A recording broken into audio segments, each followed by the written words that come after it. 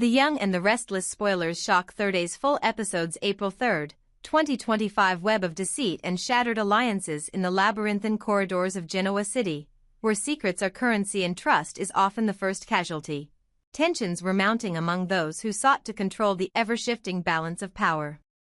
Rumors and whispered conversations had become the lifeblood of the city's underworld, and amidst this atmosphere of uncertainty, the lines between loyalty and betrayal blurred into an intricate web of deceit. The trust question, Nate, Lily, and Damien. Nate had always been the skeptic, the one who questioned every alliance and weighed every word with a measured dose of doubt. It was no surprise then that he found himself puzzled by Lily's renewed trust in the mustache, a mysterious figure whose reputation for unpredictability was as legendary as his influence. In a quiet moment, away from prying eyes, Nate posed a pointed question to Lily. "Why would you trust the mustache again?" His voice was laced with both genuine concern and a hint of frustration over the recurring cycles of misplaced faith. Lily, cool and composed in the face of such scrutiny, replied with unwavering certainty. "Because he has a reliable source behind every piece of information he gives," she explained. "Unlike you, whose investigations often seem driven by personal vendettas, the mustache's intel is backed by facts. Meanwhile, we are left with nothing more than hearsay and empty promises." Her tone left no room for debate, revealing her belief that credibility, no matter how shadowy its origins, was more valuable than the uncertain assurances that Nate could muster. Damien, ever the mediator with a keen sense for underlying motives, stepped into the conversation. He reminded Nate that his arrival in Genoa City had been at Nate's own request, a decision driven by his need for clarity and answers. "I came here because you insisted," Damien interjected, his voice firm yet measured. "I never had any reason to dig into your company's affairs until now." His words cut through the tension, underscoring the personal stakes involved in every decision and alliance formed in this treacherous landscape. Yet, Damien's probing questions did not stop there. With a calculated intensity, he shifted the focus back to Nate, questioning the very foundations of his own reputation. "So, tell me, Nate," he challenged, "what can you do to prove that you're not the villain everyone assumes you to be? If trust is to be restored, why not reveal the truth about your relationship with Dumas? Explain the purpose behind his presence in Genoa City." The question hung in the air, heavy with the promise of revelations that could upend long-held beliefs and alliances. The Crimson Light's conundrum. Elsewhere in the city's intricate network of alliances and rivalries, the mood at Crimson Lights was equally charged. Sally found herself in a precarious position, balancing her concerns over Billy's latest maneuvers with the delicate task of managing his burgeoning alliance with Phyllis. In a hushed conversation with Chloe Mitchell, Sally revealed her deep reservations. "Billy is determined to work with Phyllis," she confided, her voice a mix of worry and resignation. "There's a deal unfolding right before his eyes, and I fear Phyllis is quietly maneuvering to exert her influence over him." Chloe, ever the strategist with an eye for both detail and deception, offered a suggestion that was as cunning as it was ruthless. "Sally, you need to exploit that sly nature of hers," Chloe advised in a low tone. "If you can maneuver Phyllis out of Billy's orbit, you might just prevent him from getting sucked into a scheme that will ruin him." But Sally, whose loyalty to Billy was as deep as her concern for his future, balked at the idea. "I can't," she began, her voice trailing off as she grappled with the weight of her own convictions. "I just can't bring myself to sabotage someone, even if it means saving Billy from a terrible fate." The approach of Phyllis. As the conversation at Crimson Lights unfolded, the air suddenly shifted with the arrival of Phyllis herself. With an urgency that cut through the murmurs of plotting and counterplotting, Phyllis stepped forward, demanding a private word with Sally. Her eyes were hard, yet they carried the unmistakable glimmer of determination. "Sally, we need to talk," she insisted, her tone brooking no delay. Recognizing the gravity of the situation, Chloe quickly excused herself, leaving Sally to face the formidable presence of Phyllis alone. In the quiet solitude of a secluded corner, Phyllis laid out her case. "You know everything there is to know about Dumas and the proposal he made to Billy," she began, her voice firm yet laced with an undercurrent of desperation. "I believe Dumas is dangerous, a force that could upend everything we've worked for in Genoa City. And if there's anyone who can stop Billy from falling into this trap, it's me." Her words resonated with both conviction and vulnerability, revealing a side of Phyllis that few had seen before. It was clear that her concern for Billy went beyond mere rivalry or corporate maneuvering. It was a personal crusade against a looming threat that could destroy more than just fortunes, it could shatter lives. The looming threat of Dumas, the specter of Dumas, loomed large over every conversation, every whispered exchange of secrets. His influence was like a hidden current, drawing unsuspecting players into a vortex of manipulation and power struggles. Both Lily and Phyllis, in their own ways, had felt the impact of his machinations. Lily's unwavering trust in the mustache was, in part, a response to the chaotic reputation that Dumas had cultivated. For Phyllis, the danger was more immediate and personal. Her plea for Sally's assistance was not just about saving Billy, it was about preventing Dumas from exploiting every weakness and fissure in their carefully constructed alliances. As each faction in Genoa City prepared to face the consequences of these revelations, the intricate dance of loyalties began to unravel. Nate's insistence on exposing the truth about his connections with Dumas, Lily's steadfast belief in the credibility of her sources, and Phyllis's desperate bid to reclaim control over Billy's destiny converged into a single, volatile point. The underlying tension was palpable, and every interaction carried the weight of impending conflict. A city on the brink, Genoa City had long been a stage for dramatic confrontations and unexpected alliances, and this chapter was no different. The delicate balance between trust and treachery was about to be disrupted by the forces of ambition and deception. Each character, Nate, Lily, Damien, Sally, Chloe, Phyllis, and even the elusive figures like Dumas and the mustache, played a part in an unfolding drama that threatened to redefine the power dynamics of the city.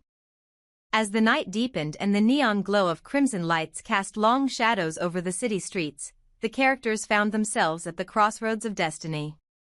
The choices they made in the coming days would either mend the fractures of their past or deepen the wounds that had long festered beneath the surface. With trust hanging by a thread and alliances as fragile as glass, the stage was set for a confrontation that could either bring salvation or utter destruction. In the coming hours, Nate's demand for transparency would force him to confront not only his own questionable alliances but also the realities of a power struggle that was far more dangerous than any one man's ambition. Lily's belief in the legitimacy of her sources, though seemingly unshakable, would be put to the test as the hidden agendas behind every piece of information began to emerge. And Phyllis, with her unwavering determination to protect Billy from the clutches of Dumas, would have to navigate a treacherous path where every step could either secure their future or seal their doom. Ultimately, the fate of Genoa City rested on the decisions made in these critical moments, decisions that were as much about personal redemption as they were about the ruthless pursuit of power.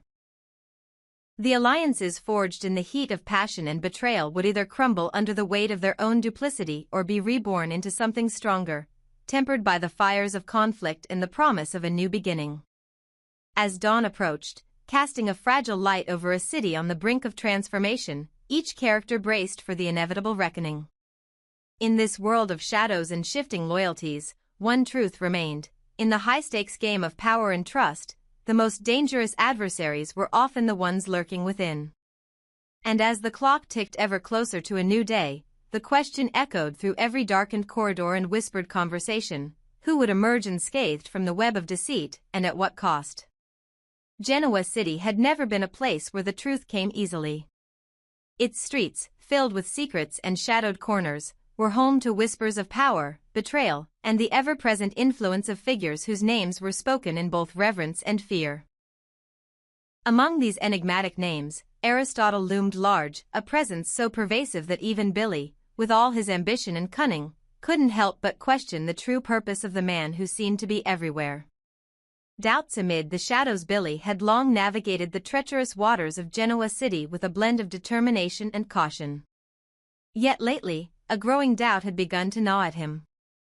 Aristotle's name had become a staple in every conversation, every confidential meeting, and every headline that graced the city's media. What started as a useful contact with promising prospects had slowly transformed into an overwhelming presence that raised more questions than answers. Billy found himself wondering, was Aristotle merely a conduit of information, or did he harbor deeper, more sinister motives in the heart of Genoa City? Jazz, confrontations, and old grudges on a crisp evening, the sultry sounds of a live jazz band filled the air at one of Genoa City's famed jazz lounges. It was here that Damien Kane and Nate Hastings found themselves sharing a table, the smooth melodies offering a brief respite from the city's relentless tension.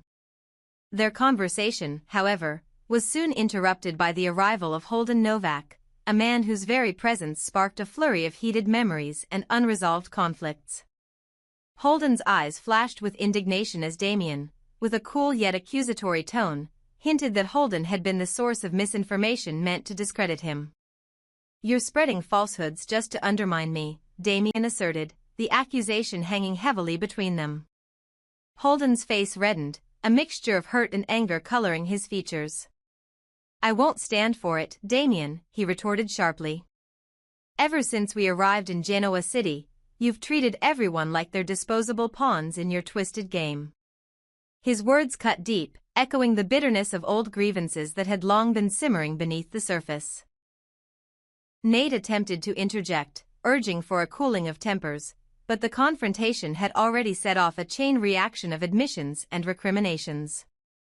The jazz lounge, a haven for soulful tunes and fleeting moments of escape, had unwittingly become the stage for a battle of words that threatened to expose the fragile alliances that held together the city's intricate social fabric. Conversations of power and reliability amid the tension, the subject of Victor Newman naturally surfaced, a name synonymous with power and the intricate dance of trust and betrayal in Genoa City. As Holden and Nate traded barbed remarks, the conversation slowly pivoted towards the subject of reliable intelligence in a world where every word could be a weapon. Lily, ever the pragmatist with a keen sense for discerning truth from rumor, eventually stepped into the discussion. "Victor has a reliable source behind his information," she stated matter-of-factly. "When you compare that to the baseless accusations and half-truths, it's clear whose intel we should trust." Her calm, assured tone resonated with many in the room who had grown weary of the endless cycle of deceit and mistrust. Damien, sensing that his own reputation was teetering on the edge of discredit, found himself compelled to defend his position. Determined to convince both Lily and Nate that he wasn't the villain that so many assumed him to be, Damien's eyes met Lily's with a mixture of resolve and vulnerability. "I understand your doubts," he began, his voice steady despite the tumult around him. "But if you really want to know the truth, I'm prepared to shed some light on what's really going on my relationship with Aristotle." The reluctant confession for a moment, the air grew heavy with anticipation. The idea that Damien might reveal the inner workings of his connection with Aristotle was as alluring as it was dangerous.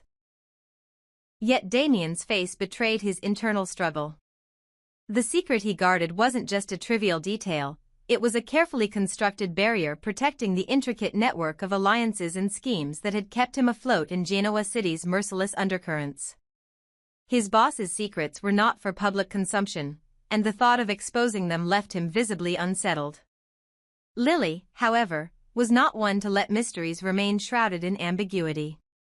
"Come on, Damien," she urged gently but firmly, "if you want us to believe that you're not the enemy, then you owe us the truth. We need to understand the real purpose behind Aristotle's presence here in Genoa City. Don't you think we deserve that much?" Her words were both a challenge and an invitation, a chance for Damien to step out from the shadows of suspicion and claim a measure of honesty. Nate's eyes narrowed as he listened, his mind racing with the implications. If Damien were to reveal the truth about Aristotle, it could potentially upend the delicate equilibrium of power that everyone in the room had fought so hard to maintain. Yet, it was precisely this truth, however perilous, that might finally clear the air and determine where loyalties truly lay. Damien hesitated, his gaze shifting between the determined faces of Lily and Nate. The weight of his secrets pressed down on him, each hidden detail a testament to the dangerous world they all inhabited. Finally, with a deep, measured sigh, he began to speak. Aristotle isn't just another power player in Genoa City, he confessed, his voice low and cautious. He's someone who moves in the shadows, someone who can orchestrate events from behind a veil of legitimacy. His purpose here isn't as straightforward as you might think. His words, though vague, hinted at a labyrinth of covert operations and double dealings that stretched far beyond the everyday politics of the city. Every mention of Aristotle's name now carried a sense of foreboding, as if the very fabric of Genoa City were being subtly rewoven by hands unseen. The tenuous balance of trust Lily pressed further, her eyes intent on unraveling the mystery. "What exactly does Aristotle want in Genoa City, Damien?" she asked, her tone softening slightly to convey genuine concern rather than mere accusation. "We're not interested in the cover story, give us the real reason behind his actions. How does he fit into all of this?" Damien paused, his silence speaking volumes as he struggled with the implications of his next words. "Let's just say that his involvement comes with strings attached," he finally murmured. "Every move I make, every decision I take, is shadowed by the need to appease someone far more influential than you or I. And if I reveal too much, not only do I compromise my own position, but I endanger everyone associated with this delicate balance of power." The admission hung in the air, heavy with the promise of consequences yet to be determined. Nate's skepticism deepened. Every revelation only seemed to open another door to a room filled with even more secrets. "So you're saying that Aristotle's purpose here is, what? To control the narrative? To manipulate us all?" Nate pressed, his voice laced with incredulity. Damien met his gaze steadily, the vulnerability in his eyes now giving way to a hardened resolve. "Yes," he replied simply. "But it's more than that. He's positioning himself to become the unseen hand that guides our fates, one that can make or break alliances, determine loyalties, and decide the future of this entire city." The impending collision outside the jazz lounge, the city's heartbeat pulsed with an undercurrent of anticipation. The confrontation between truth and deception was far from over, and each revelation only deepened the complexity of their already entangled lives. Holden, nursing his wounded pride from the earlier altercation, lingered in a corner, his thoughts racing as he contemplated the ramifications of Damien's confession. Every person in that room, Nate, Lily, Damien, and even those who had remained silent, felt the impending collision of truths long buried and deceptions long maintained. For Lily, the need for clarity was more than a professional obligation, it was a matter of personal integrity. Her steadfast belief in reliable sources, exemplified by Victor Newman's own dependable informant, stood in stark contrast to the murky depths of Damien's revelations. And while Damien's hesitance only fueled her determination, it also underscored the perilous tightrope on which they all walked, a precarious balance between trust and betrayal that could tip at any moment.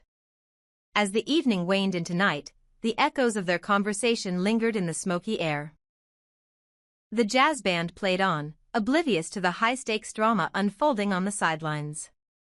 In that dimly lit room, every word, every pause, and every guarded glance became a piece of a puzzle that promised to reshape the power dynamics of Genoa City.